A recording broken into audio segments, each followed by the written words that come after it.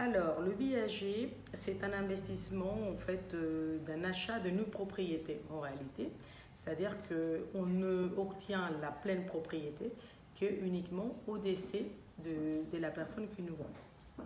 Alors, ce qu'il faut savoir, parce qu'en fait, il y a toujours un peu peur sur ce type d'investissement, parce que les gens, ils trouvent que c'est pas très éthique, ou que ça fait un peu bizarre d'attendre la mort de quelqu'un pour pouvoir se réjouir d'avoir un immeuble.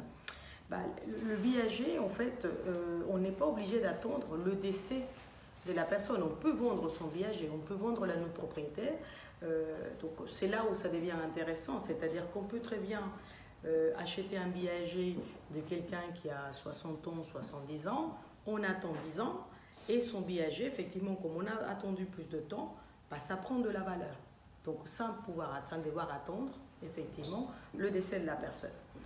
Par expérience, j'avais certains clients qui faisaient ce qui ont créé des sociétés civiles immobilières, et à l'intérieur, en fait, on accueillait plusieurs viagers. Donc en fait, ça permettait effectivement de lisser un petit peu le risque, et on pouvait vendre petit à petit, en fait, tous les 10-15 ans, les viagers qu'on accueillait au sein de ces sociétés.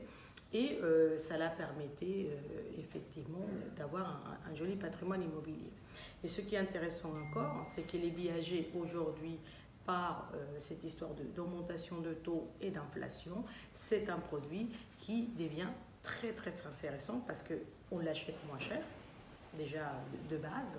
Et puis si effectivement le temps de la baisse de l'immobilier, le temps qu'il y a la récession économique, c'est ce qu'il y en a, ou que les salaires remontent, bah, ça permet effectivement de tout simplement amortir cette partie de baisse de prix. Le temps que ça reprenne, bah, effectivement, son viager, il va répondre encore plus de la valeur. Merci beaucoup. Merci à toi.